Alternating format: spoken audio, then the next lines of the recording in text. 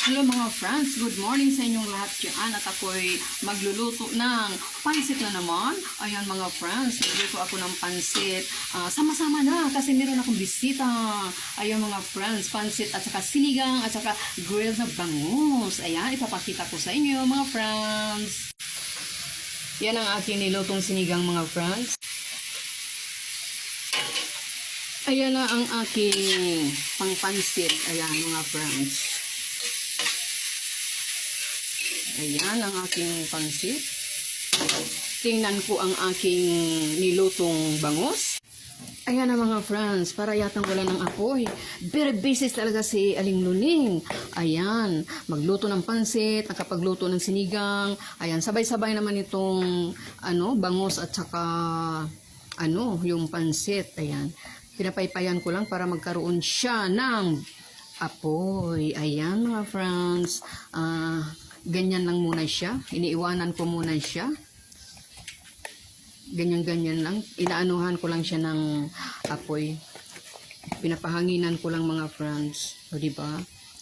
Kasi nakabihis na sila from Laguna kasi birthday ng aking nanay. Kaya dapat kahapon, October 18, pero may mga pasok ang aking mga pamangkin, mga apo. Ayan, kaya nag-decision na Sabado na lang pupunta kami sa Harry. Ayan, hindi ko na lang ituloy kung anong ibig sabihin yung Harry. Ayan guys, balik na naman ako sa aking nilutong pansit. Ayan, lagyan ko na siya ng sabaw. Ayan guys, ayan ang aking sabaw.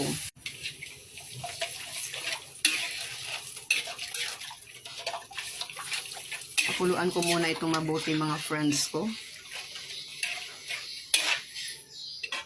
Ayan guys, timplahan na natin ng oyster. Ang aking pansit guys, nilagyan ko siya ng cubes. Ayan, at saka oyster. Nilagyan ko rin siya ng patis. Ayan. Hindi talaga mawawala ang patis guys kasi masarap kapag mayroong patis. Mix ko lang siya, pakuluin ng mabuti. Ayan. Ayan guys, dito na naman ako sa aking grilled na bangus. Tingnan natin kung okay na ba siya. Ayan, tamang-tama pagdating nila. Ito kasi wala na kasing ganito ba, ganito, wala na.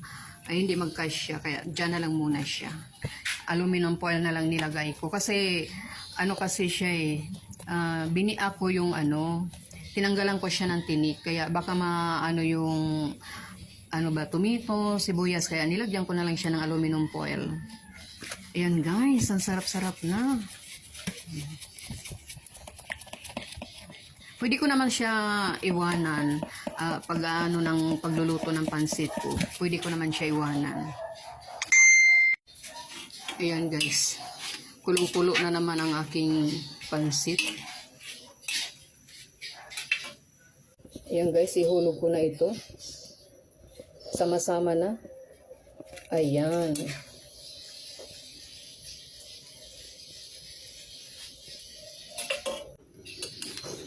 Sama-sama na lahat ang mga ricado mga friends. Kasi sandali lang naman ito maluluto ang gulay. Ayan.